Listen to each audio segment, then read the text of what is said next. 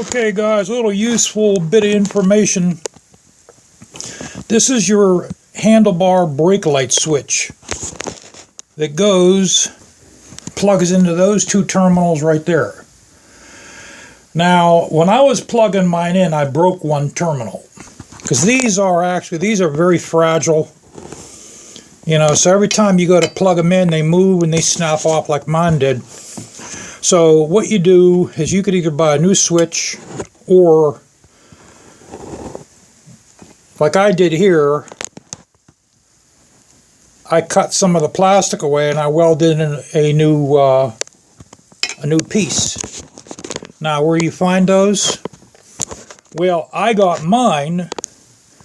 That's where I found one of my terminals. Right there. Off of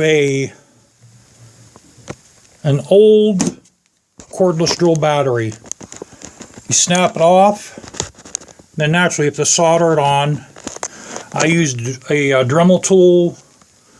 I have all kind of little Dremel bits, and I heated up the end of a screwdriver tip to get all the plastic out of there, and that's how you repair those.